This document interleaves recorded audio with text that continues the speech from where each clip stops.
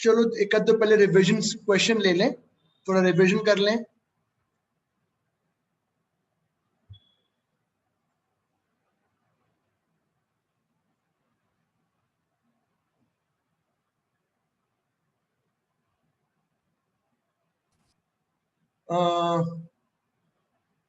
Positions of maxima, positions of maxima ये तब था जब इनिशियल फेज डिफरेंस 0 है। पोजीशंस ऑफ मिनिमा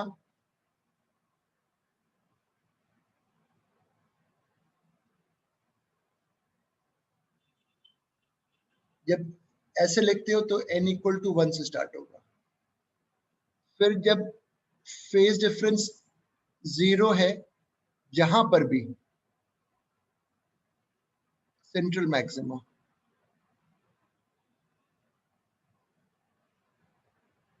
और पाए है फर्स्ट मिनिमम।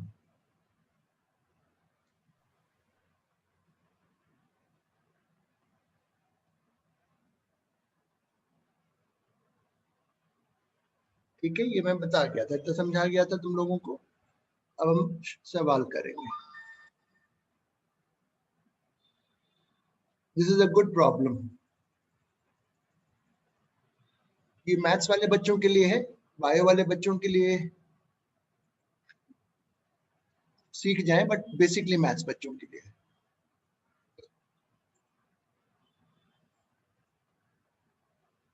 देखो बेटा, सवाल में पढ़ रहा हूं, coherent sources have intensity I naught and 4 I naught.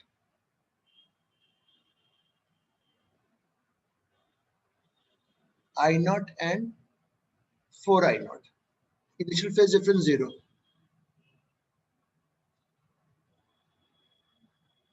At what distance from center? At what distance from center intensity becomes half of maximum? कितनी दूरी पर सेंटर से इंटेंसिटी हाफ हो गई मैक्सिमम के? तो पहले मैक्सिमम निकाल लें। सेंटर पे तो मैक्सिमम होगी, क्योंकि सेंटर पे अगर हम देखते हैं मैक्सिमम क्यों है, यहां पर जो फेज डिफरेंस है वो 0 है, तो सेंटर पे इंटेंसिटी मैक्सिमम है, और वो कितनी है वो लिख रहा हूं मैं पहले।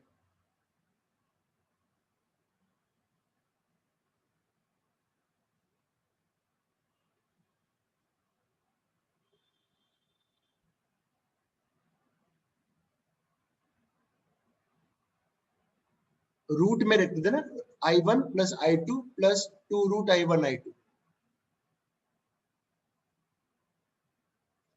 Is this clear? ये 2 क्यों हुआ? क्योंकि यहाँ I नॉट है और यहाँ 4 I नॉट रूट में आता था ना, रूट I1 I2। तो ये अब देखो कितना हुआ, 5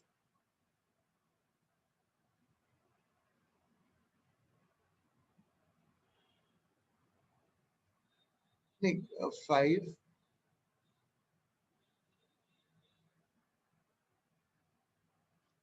कहीं कुछ गलती करी है क्या निकालने में? मैक्सिमम का फॉर्मूला क्या था? सही तो लिखा था शायद यार, कंफ्यूज क्यों हो रहा हूं? सही लिखा है, तब भी एक बार लिख देता हूँ वापस से रूट वाले फॉर्मूले। सही लिखा है, not an issue, but still एक बार फिर से लिख देता हूँ। आई मैक्स था, अगर फॉर्मूला याद हो तो ये भी था एक, स्क्वायरिंग किया I1 प्लस I2, ठीक लिख रहा था बिल्कुल।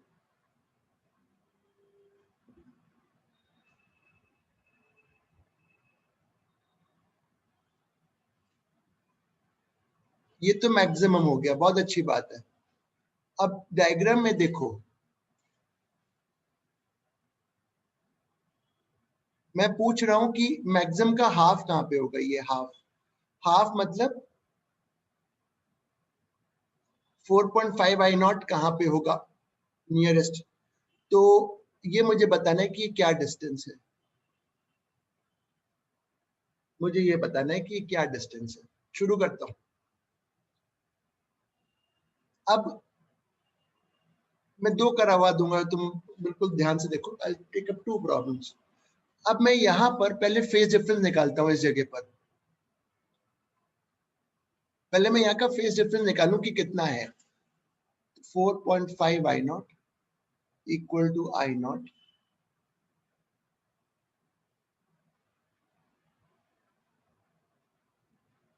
ये फेज डिफरेंस आ रहा है यहाँ पे, तो ये कितना हुआ आपका,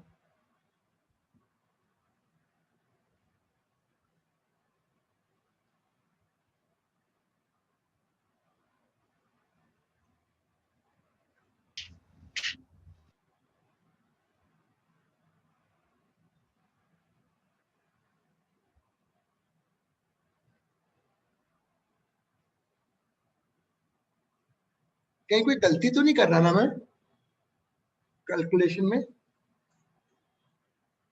क्यों? अब आगे देखो, मेरे को x निकालना है, अभी निकालूंगा x, रुको। इससे जो फाई की वैल्यू आई, जो फेज डिफरेंस यहाँ पे आया,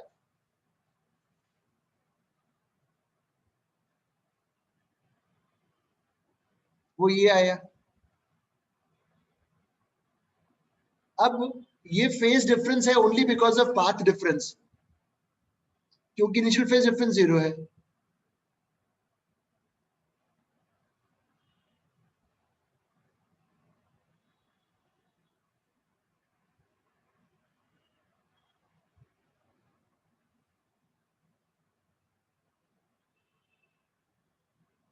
और पाथ डिफरेंस का तुमने फॉर्मूला सीखा ही था 2 दिन पहले, x into small D by capital D.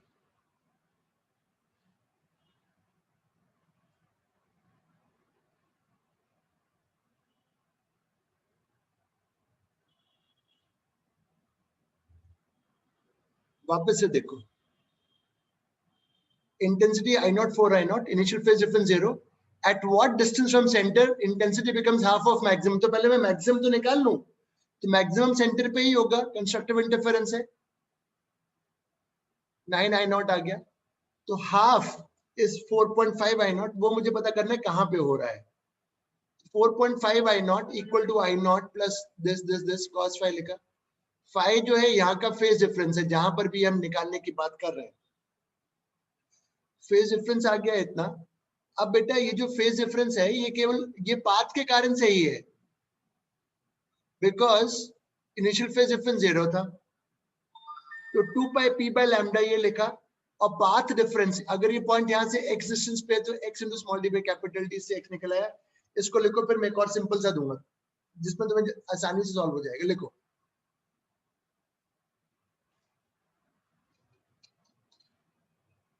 ऊपर कर देता हूं।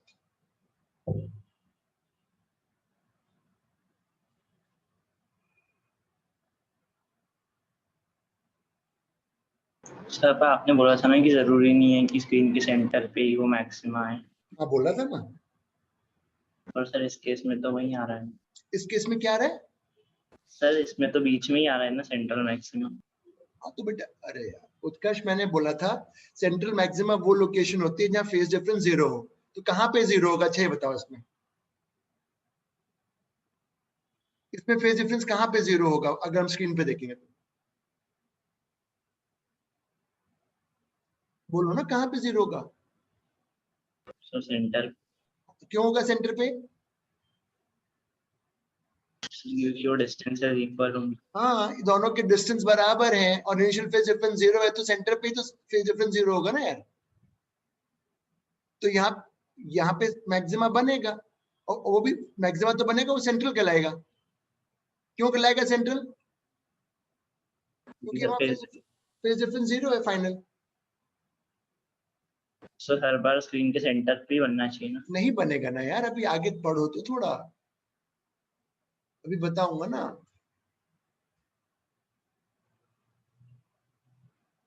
अगर शुरू में यहाँ पे कुछ अलग अलग बिहेवियर में डिफरेंस है तो नहीं बनेगा सेंटर पे, कहीं और बनेगा। देखो,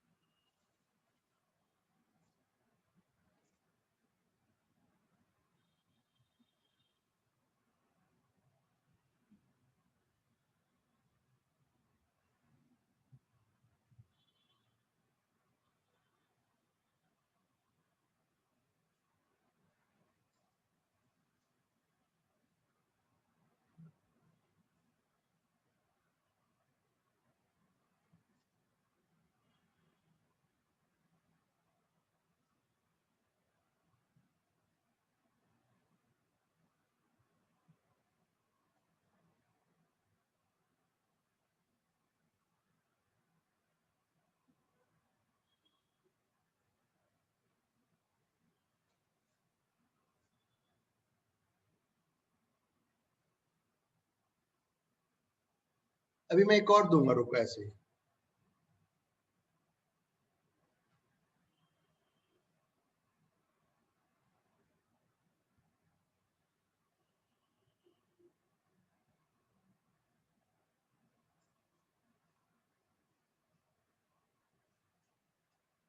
लिख लिया हो तो बताना।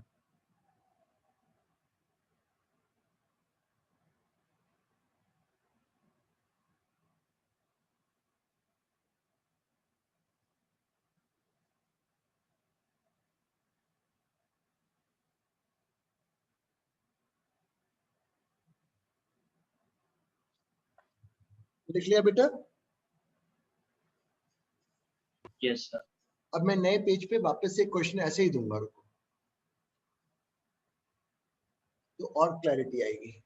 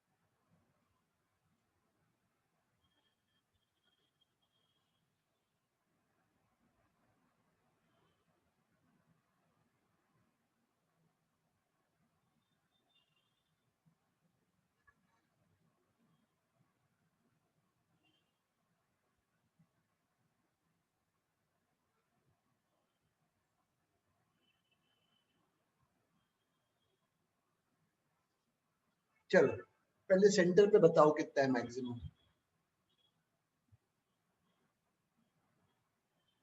पहले यहाँ बताओ कितना है, सॉल्व करके बताओ, फिर 1/4 देखेंगे कितना होता है।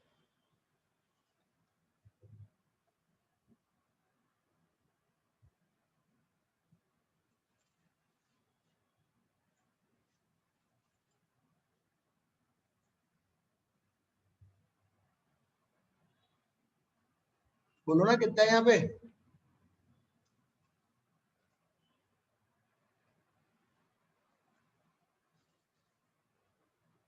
सेंटर पे 4I0 है। तो अब मुझे पता करना है कि I0 इफेक्टिवली कहाँ पर हो रहा है, एट व्हाट नियरेस्ट डिस्टेंस। तो मैं अब सॉल्व करना शुरू करता हूँ। ये लिख लिया होगा आई होप सबने।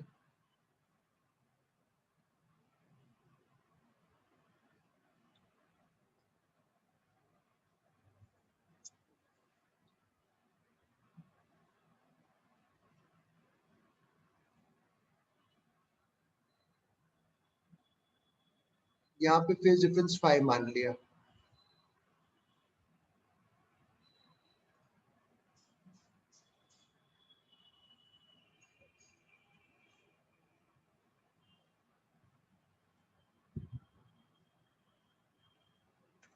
मतलब वहां फेज डिफरेंस 2π/3 है, और ये है ओनली बिकॉज ऑफ पाथ, क्योंकि इनिशियल 0 लिया हुआ है।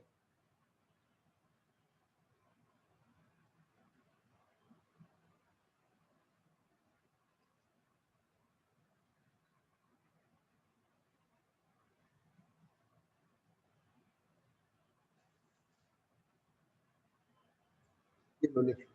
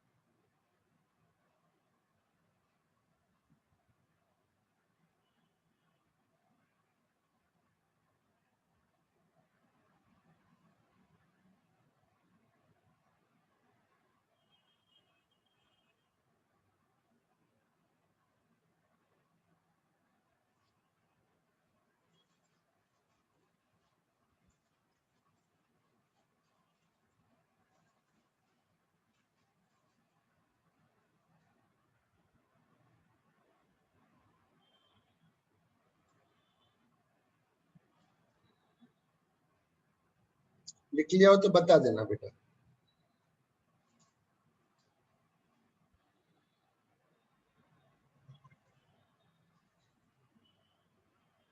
उत्कर्ष क्लियर हो गया ये?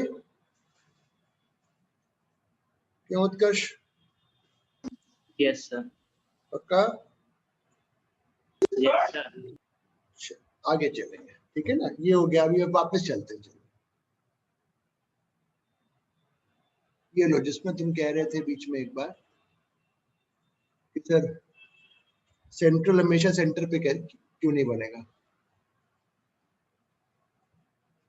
To sources have initial phase difference pi by 2। Maths के बच्चों के लिए बायो वाले केवल सुने, लिखना ना चाहे तो ना लिखें।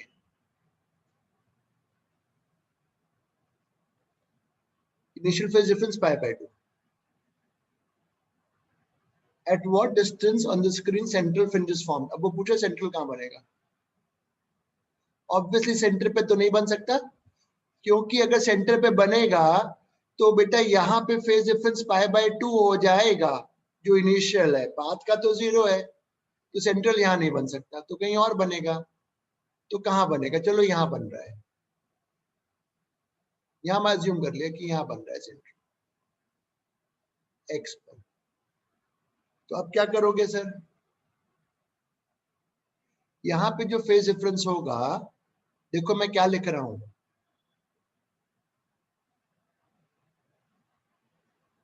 ये इनिशियल लिखा,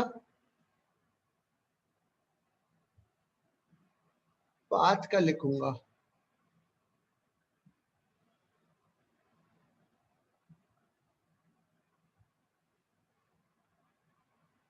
ठीक है? ये भी सही है।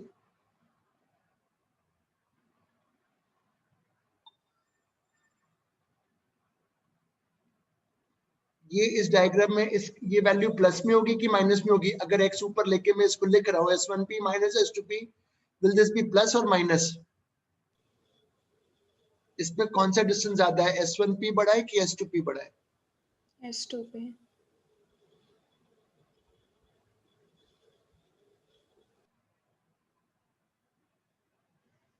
Minus x into small d by capital. अरे सर हाँ, ये तो सही बोले। अब सेंट्रल मैक्सिमा निकालना है, 0, वहां का फेज डिफरेंस 0। अब देखो मैं सॉल्व कर रहा हूं यहाँ पर,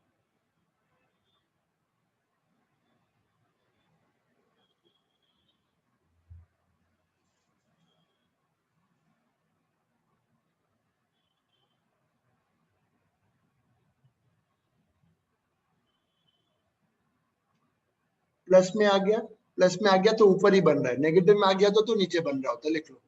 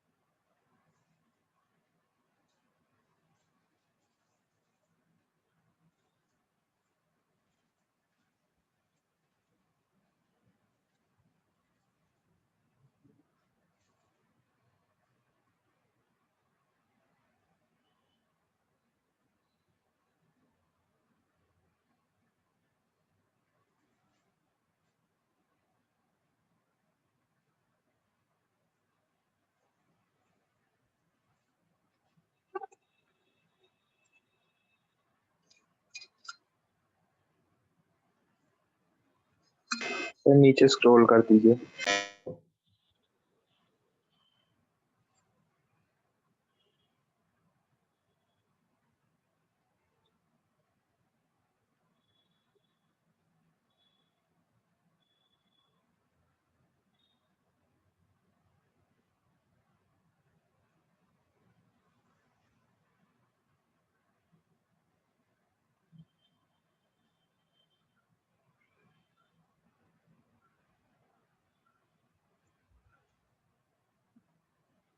एक और देता हूं, तुम ट्राई करना।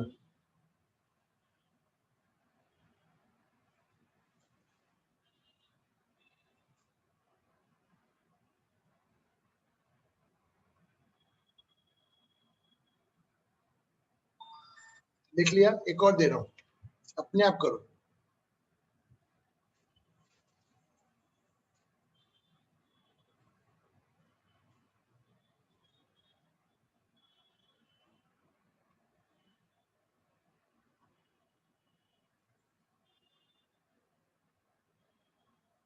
दोनों के इनिशियल फेज दिए हुए हैं।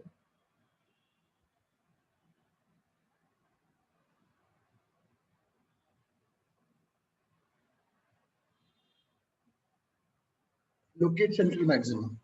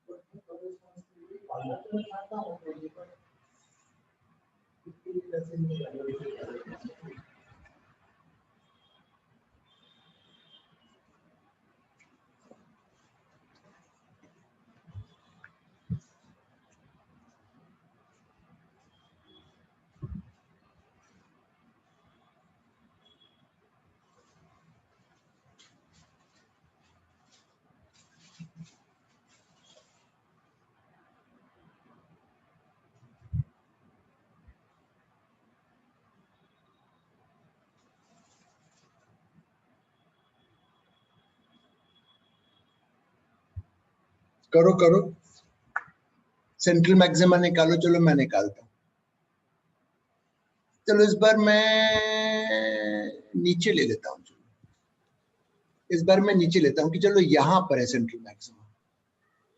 तो अब देखो मैं लिखता हूं, यहाँ का फेज डिफरेंस पहले लिखूंगा। अगर मैंने लिखा π/2,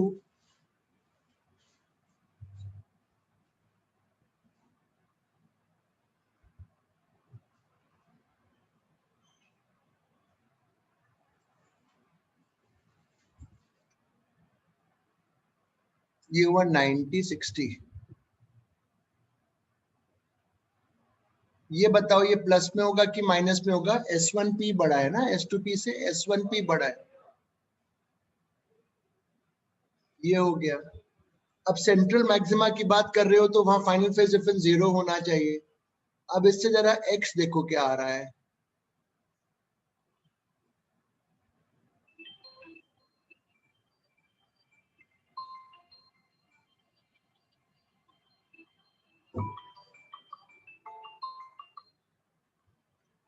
हाँ ब्रिजेश जी बोलिए। हाँ बोलिए ना, बताइए क्या हुआ।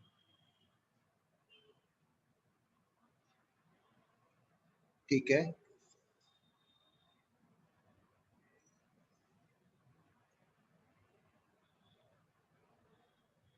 हाँ हाँ ठीक है ठीक है ठीक है ठीक है ठीक है, समझ गया। हाँ ठीक है ठीक है ठीक है ठीक है ठीक है। हाँ ठीक रहेगा, दिखा दीजिए। बिल्कुल ठीक है, चलिए that will be fine. Okay, ठीक है, ठीक, ओके ओके ओके.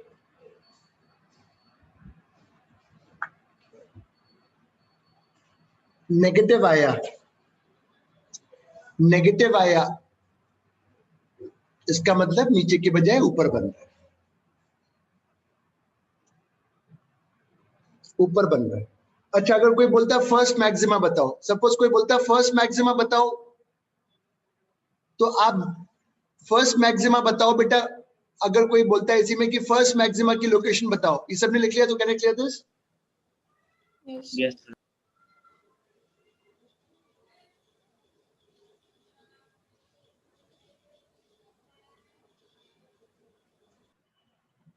तो मैं लिखता plus minus 2 pi.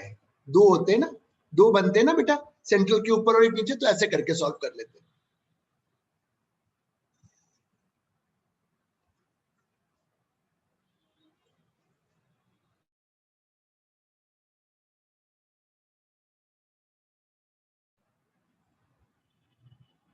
I hope it is clear. और एक और सवाल देता हूं, इससे रिलेटेड नहीं,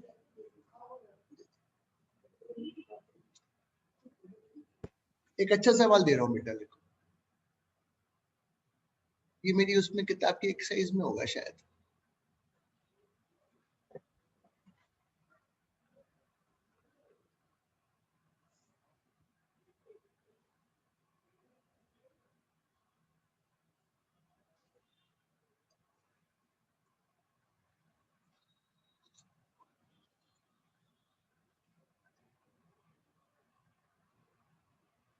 डायग्राम बनाओ.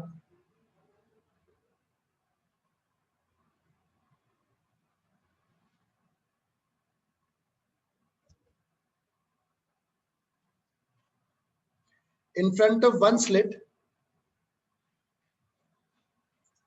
in front of one slit,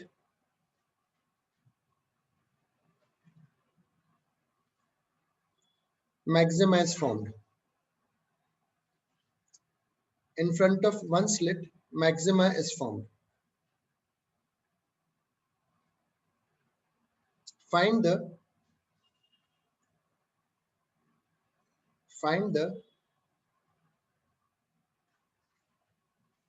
possible wavelengths. Find the possible wavelengths.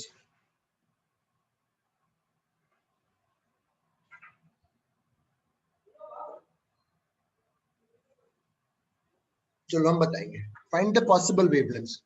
मैं मैक्सिमा बन रहा है, तो बेटा मैक्सिमा के लिए इनिशियल फेज डिफरेंस 0 है, अगर नहीं बोला जा रहा है तो मैक्सिमा के लिए हम जानते हैं यहाँ फेज डिफरेंस 2 पाई n होना चाहिए. ये x की वैल्यू बताओ बेटा कितनी है? d/2. तो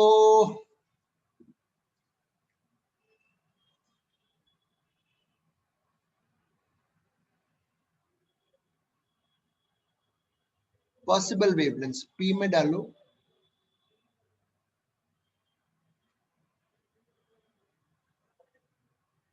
ये करो, और ये करो, x में d/2 डालो,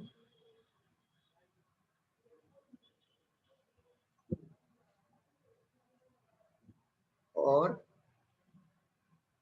लिखने में गलती हो तो बता देना, ये डाल दो. अब n की वैल्यू शुरू करो, कहां कहां से हो सकती है? n की वैल्यू 1 डालोगे तो इस वेवलेंथ पे पॉसिबल है कि वहां मैक्सिमा बन जाए. n की वैल्यू 2 डाल दो, ये आंसर. इन वेवलेंथ्स पे वहां मैक्सिमा बनेगा.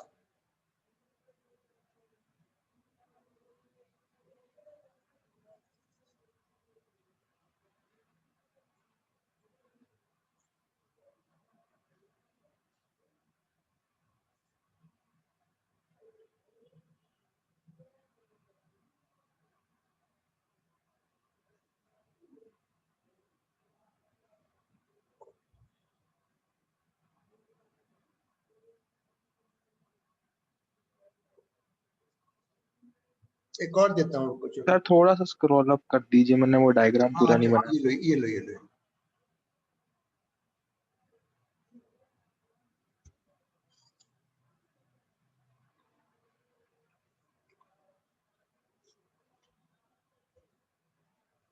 हाँ सर, लिख लिया। नीचे का हो गया।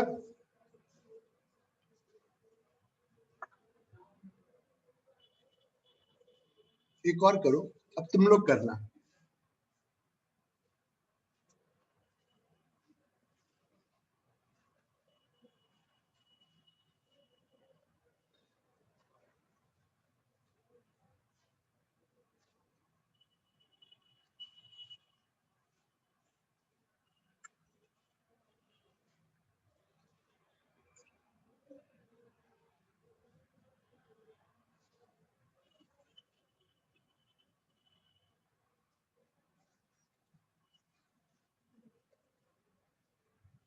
Minima is formed at point P. Minima is formed in front of one slit.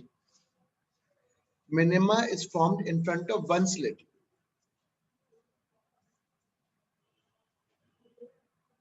Find the possible wavelengths.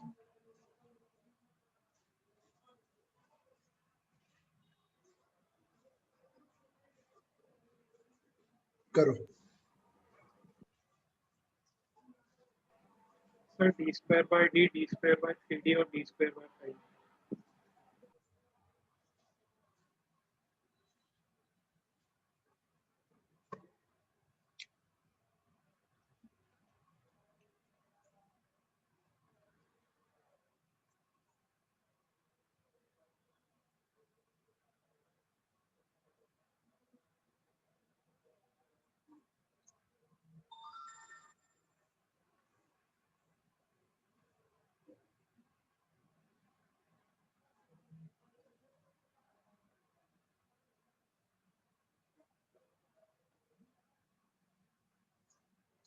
अब वेवलेंथ निकालनी है।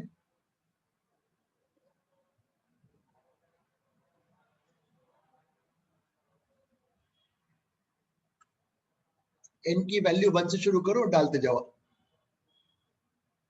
इस पे मिनिमा हो सकता है। ये आ गया।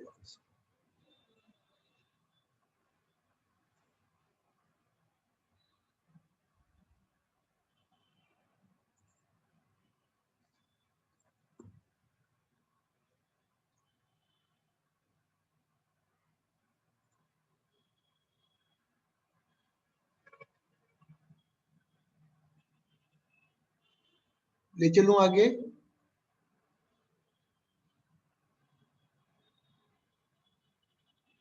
ये थोड़ा थ्योरी लिख लो बेटा। Slits of different size.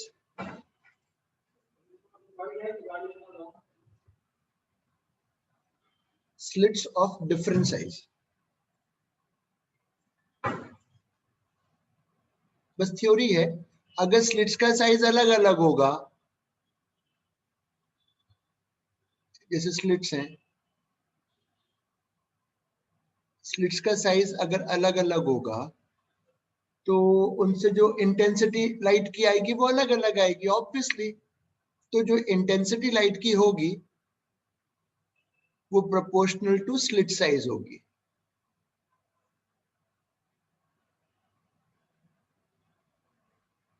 ये तो ये दोनों का ओपनिंग सेम है, बट ये वाले में फर्क है। तो एरिया बदल जाएगा ना, एरिया बदल जाएगा तो इंटेंसिटी बदल जाएगी। तो बस ध्यान रखो, intensity is proportional to slit size.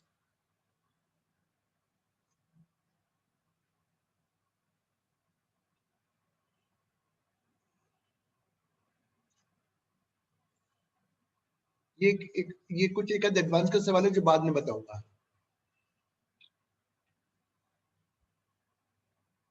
अब हेडिंग डालो optical path. Optical path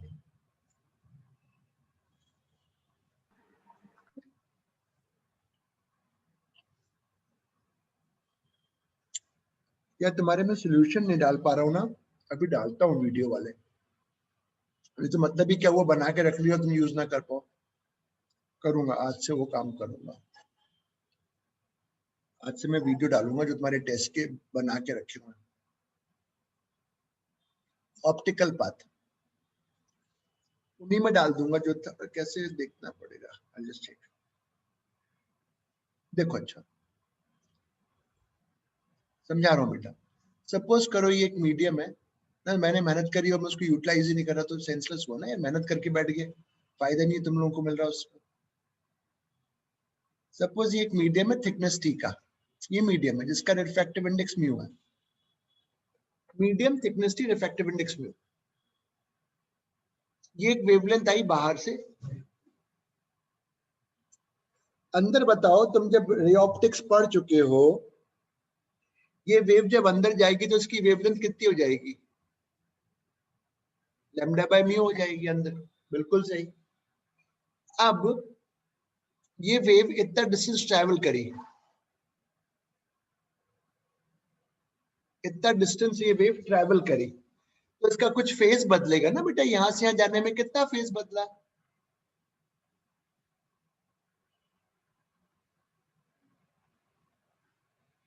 T चला 2 पाई पी बाय लैम्डा, इतना इसका यहां से आने में फेज बदल गया, यहां से आने में इतना फेज बदल गया इस मीडियम में। अब ऑप्टिकल पाथ की डेफिनेशन में लिखवाऊंगा, अब अगर इस मीडियम की जगह कितना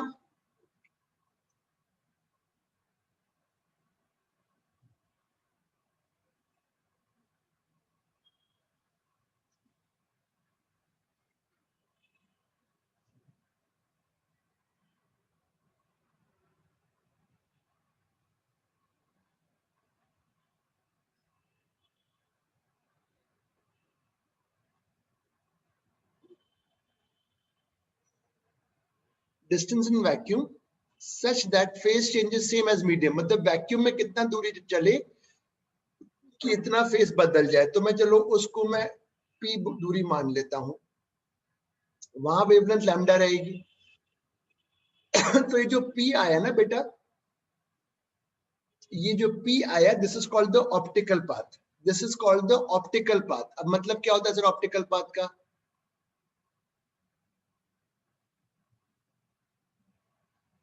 तो ऑप्टिकल पाथ की जो डेफिनेशन है, optical path is that, soon low, is that equivalent distance in vacuum in which the change of phase will be same as in the medium। मतलब वेव ने ट्रैवल किया वैक्यूम में तो उसका उतना ही फेज बदल जाए जितना कि मीडियम में ट्रैवल करने से बदल रहा था, that is called optical path.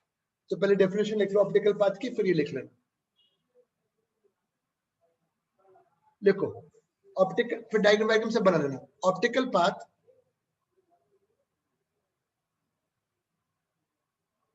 is that distance in vacuum, optical path is that distance in vacuum for which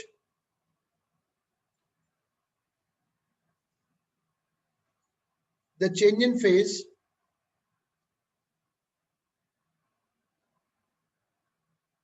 is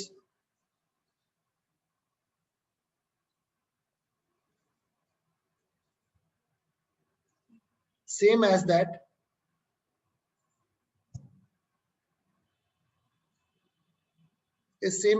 in medium।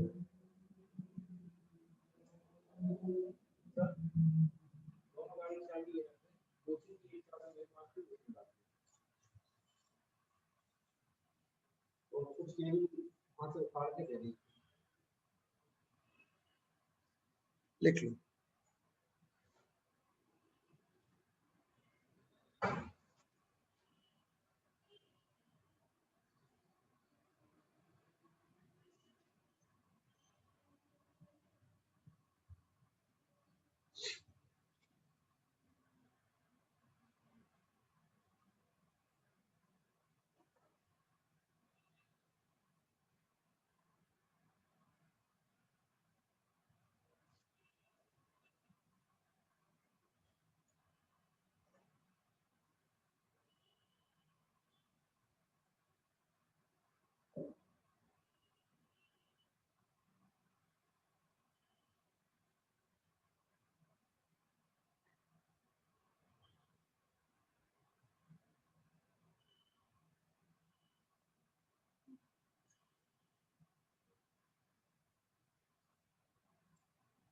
लिखो।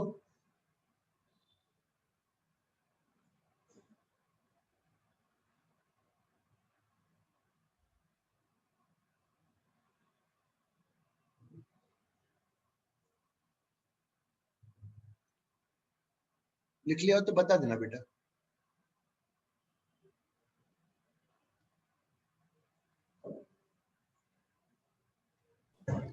Yes, sir.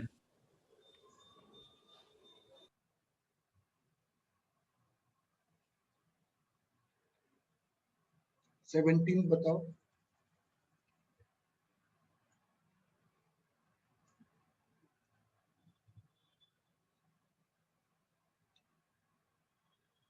What is the optical path of medium of refractive index 1.5, thickness 10?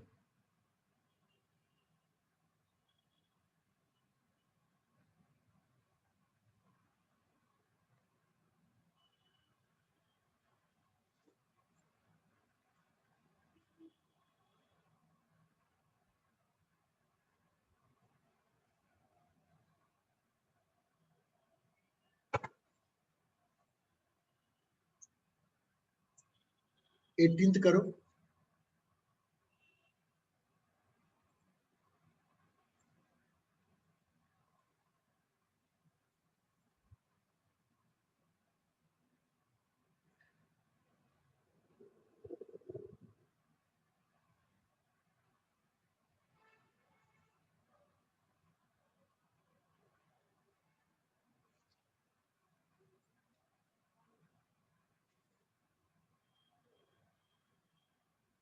तो बेटा इसका optical path effective इसका म्यूटी हो गया।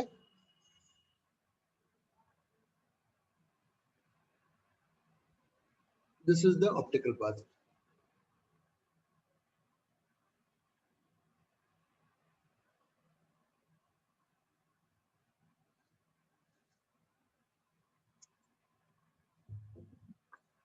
चलिए आगे बढ़ेंगे। सर हाँ बोलो। सर वो पिछले क्वेश्चन में सर जब वेव दूसरे स्लैब में जाएगी तो उसकी वेवलेंथ फिर म्यू से डिवाइड होगी ना। किससे डिवाइड होगी? सर मतलब लैम्डा बाय म्यू रहेगी जब पहले उससे निकलेगी, हाँ उसके बाद वापस 2 म्यू से डिवाइड करना पड़ेगा। हाँ हाँ, इसमें वेवलेंथ होगी लैम्डा बाय म्यू।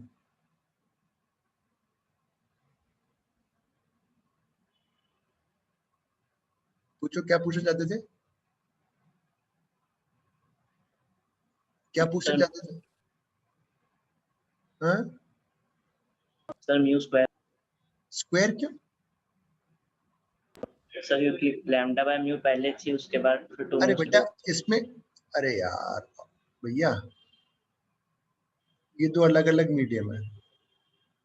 यहाँ लैम्डा है, इसमें जाएगी तो लैम्डा बाय म्यू हो जाएगी, इसमें वापस जाएगी तो लैम्डा बाय 2 म्यू हो जाएगी। इससे क्या लेने देना उसकी म्यू से यार? ये थोड़ा ना कि यहाँ निकलने के बाद लैम्डा बाय म्यू बन के निकलेगी। आया? अरे इससे जब निकल जाएगी तो वापस वो वैक्यूम वाली जो वेवलेंथ है उससे डिवाइड होगा ना यार। इससे क्या लेना देना उसका फिर? सर वो ग्लास स्लैब्स तो चिपके हुए हैं ना। तो क्या हुआ उससे? उससे क्या फर्क पड़ता है? किसी भी किसी भी मीडियम में जो वेवलेंथ होती है मीडियम में, वो वेवलेंथ डिवाइड पे उस मीडियम का बस खत्म बात है यार।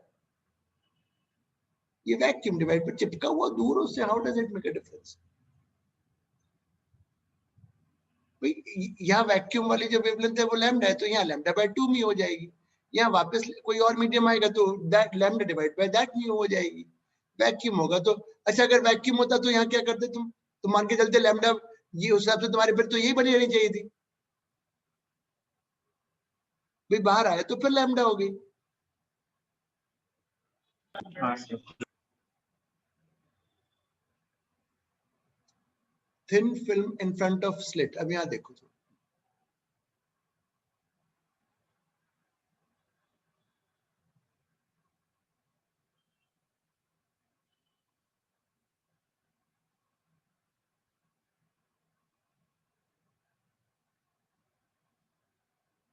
एक थिन स्लिट रखा है।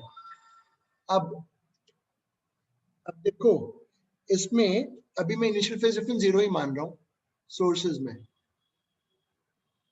अब बेटा यहाँ पे फेज डिफरेंस 0 नहीं होगा क्योंकि बीच में एक मीडियम आ गया। पाथ दोनों का बराबर दिख रहा है बट बीच में एक मीडियम आ गया, तो यहाँ सेंट्रल नहीं बनेगा। तो अब मैं कहीं जनरल पोजीशन पे पहले वो निकालूंगा। अब मैं लोकेट करूंगा कहाँ सेंट्रल और क्या क्या हो रहा है, मतलब I want to find that. तो देखो देखो अब मैं क्या लिखता हूं।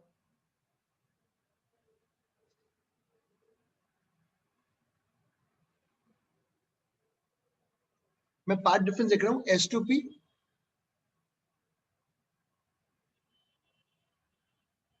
S1P में से T घटाया, S1P में से T घटाया तो वैक्यूम हुआ, और T का वैक्यूम वाला पार्ट कितना हो गया? अरे ये कितना आसान था। S1P में से पहले T माइनस कर दो तो वैक्यूम हो गया, और T का वैक्यूम हो गया म्यू T।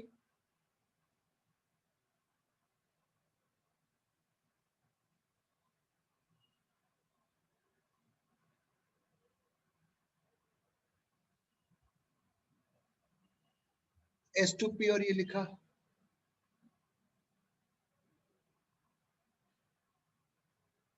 ये पार्ट डिफरेंस हो गया। अब मुझे सेंट्रल मैक्सिमा लोकेट करना है कि सेंट्रल मैक्सिमा बन कहाँ रहा है। सेंट्रल मैक्सिमा को लोकेट करना है कि कहाँ चला गया सेंट्रल मैक्सिमा। बेटा जहां पर सेंट्रल मैक्सिमा में फाइनल फेज डिफरेंस 0 होना है, और मैंने इनिशियल 0 लिया हुआ है अभी, तो केवल पाथ के कारण से जो होगा, तो this path difference should be 0। Path difference should be 0। तो मैं आगे लिखता हूं तुम्हारे सामने, देखो नीचे यहाँ पे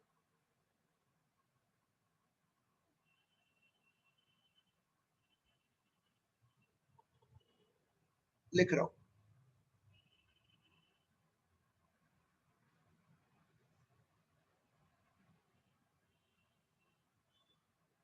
इधर चला जाएगा,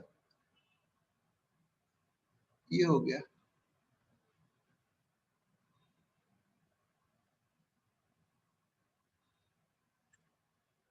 ये बताओ म्यू 1 से बड़ा है? हाँ म्यू तो 1 से बड़ा होता है। तो सॉल्व करने पे x प्लस आ गया, तो ऊपर ही बन रहा है। इसको लिखो पहले, इतना लिखो अभी। और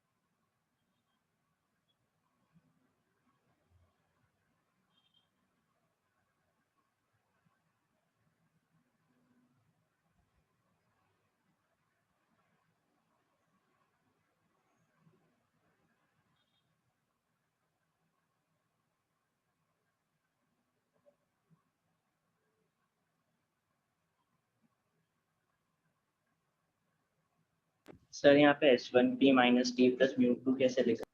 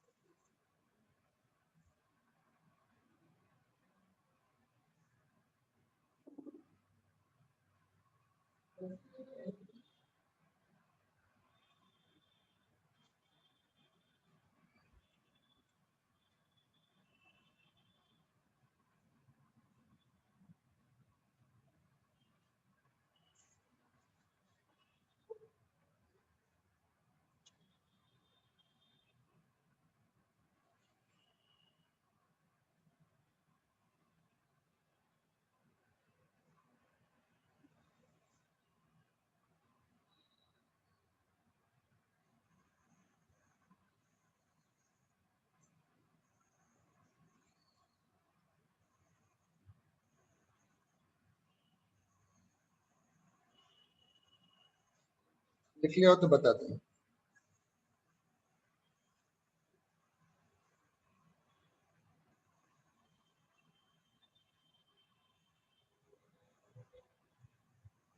सर वहाँ S1P minus T plus mu T क्यों लिखा है? है बेटा, वही तो बता रहा था ना, मुझे पार्ट डिफरेंस निकालना है, तो S1P में बीच में तो मीडियम भी आ रहा है ना, तो पहले उसको माइनस करो, तो ये तो वैक्यूम का पार्ट हो गया। ये तो और जो टी थिकनेस का इफेक्टिव वैक्यूम है वो कितना है, म्यू टी है, ऑप्टिकल पाथ। हाँ बस वही लिखा था।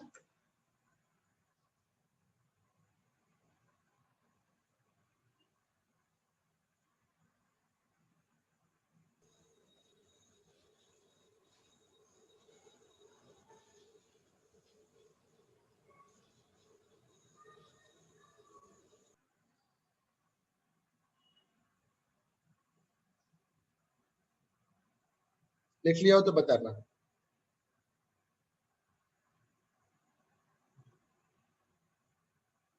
Clear sir. इसका मतलब ये हुआ कि ऑल द फ्रिंजेस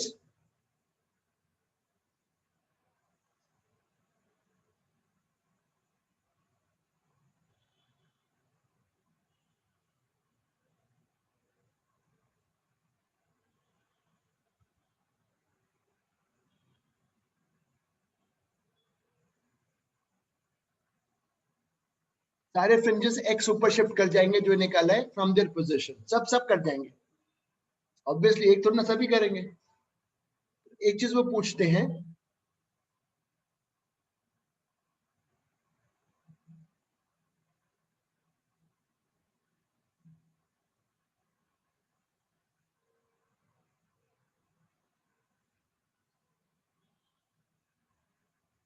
कितने फ्रिंजेस एक पॉइंट को क्रॉस करें, किसी भी शिफ्टिंग हुआ, सारे फ्रिंजेस शिफ्ट होके ऊपर जा रहे हैं, तो एक पॉइंट से कितने क्रॉस होके गए, एक पॉइंट से कितने क्रॉस होके गए, तो उसके लिए आप इस पूरी चीज को डिवाइड कर दीजिएगा फ्रिंज विड्थ से। कितने फ्रिंजेस शिफ्ट होके चले गए उस जगह, एक जगह से कट के एक जगह से कितने निकल के गए, number of fringes that cross a point. लिख लो।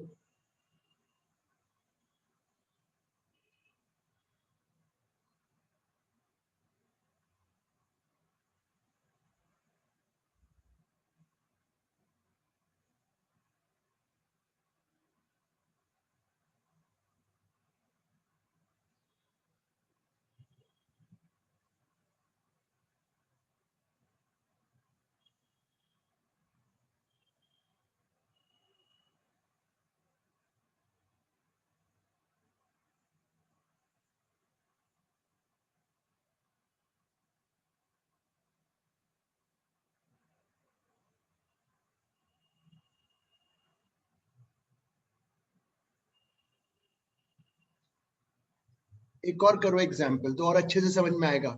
ये बेटा मैथ्स के बच्चों के लिए, प्लीज ध्यान रखना, फिर बोल रहा हूँ, मैथ्स के बच्चों के लिए, बायो वाले बच्चों के लिए ऐसा कुछ नहीं होगा, बस सुन लो, लेकिन सुनने में कुछ वो नहीं है प्रॉब्लम।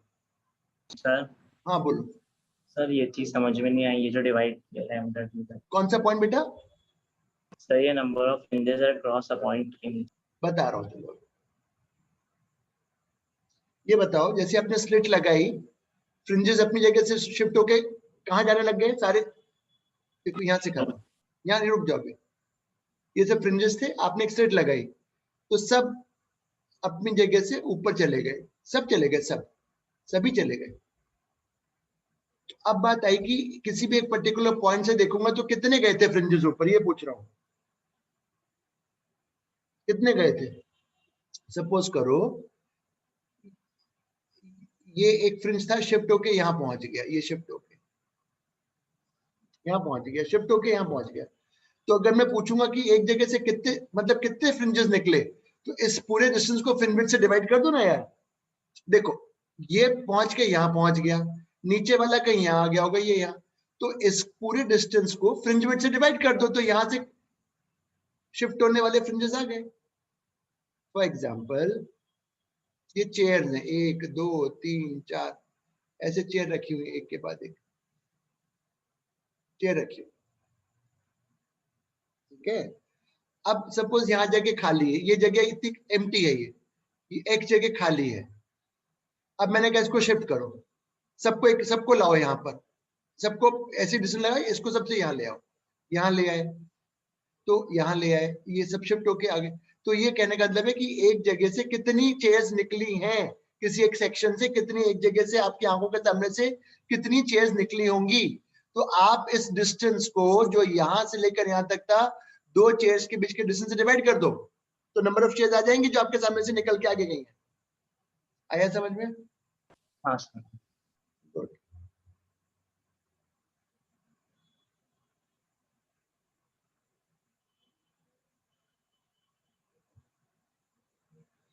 मैंने नोटिस पता है क्या किया, ऑनलाइन में तुम लोग डाउट्स पूछते हो, वैसे नहीं पूछते थे क्लास में। एक आध मेरे को ऐसा लग रहा है, क्यों उत्कर्ष तेरे को लग रहा है ऐसा क्या?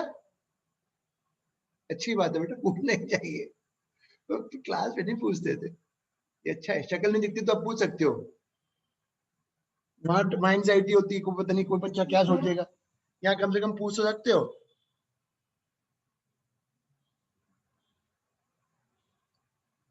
Best way of teaching.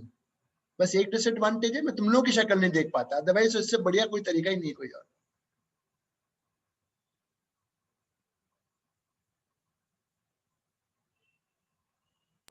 देख सकते हैं इसमें भी शक्ल। हाँ बेटा, सर इसमें भी शक्ल दिखा सकते हैं सर। तो तुम लोग दिखाते नहीं हो यार, मेरे समझ में नहीं आता, दिखाया करो ना यार, लगे कि तुम भी बैठो, मैं यहाँ स्क्रीन ही देखता रहता हूँ बस यार, पता नहीं क्यों नहीं करते हो, दिखाना चाहिए ना यार। चलो अच्छा, पी पर इन जनरल, पी पर मुझे फेज डिफरेंस निकालना है। पी पर तो शुरू करूं, पी पर मुझे फेज डिफरेंस निकालना है। देखो मैं लिखता हूं एस टू पी, थ्योरी के फॉर्म में लो, S two P minus T two, ये पूरा इसका पाथ हो गया।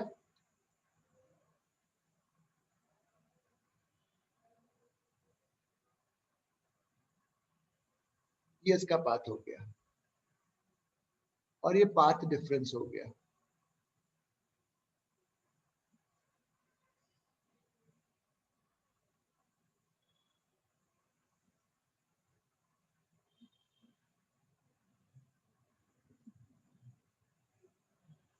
एस टू पी बड़ा है, इसमें डाल दो ऐसे करके, बस इससे जो चाहोगे वो निकलेगा। सेंट्रल पता करना है, 0 लिख के सॉल्व कर दो, लिख लो।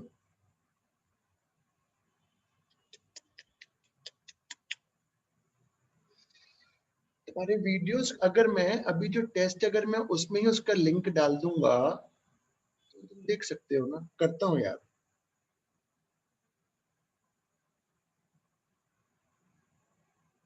करता हूँ।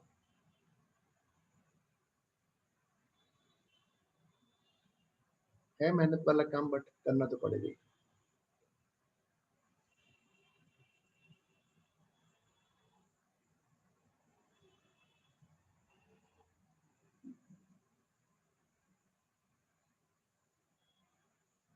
बेटा टेस्ट अभी सारे अपने चल रहे हैं ना, कुछ ऐसा तो नहीं खाली हो गया? इस बार संडे का टेस्ट क्या है? 11 का टॉपिक क्या दिया है मैंने? टेस्ट का कोई टॉपिक नहीं दिया अभी तो ना? सर 11th का नहीं दिया। अपने और सारे सब शेड्यूल चल रहा है ना proper? Revision test, true and false, AC के टेस्ट के सॉल्यूशन डालेंगे सबसे पहले, क्योंकि उसमें मेरे नंबर खराब आए हैं बहुत बच्चों के। मैं ये कह रहा था इसका तो ये सर एसी का एक भी सवाल बुक में नहीं दिखा मेरे को, मतलब उस टाइप का। है?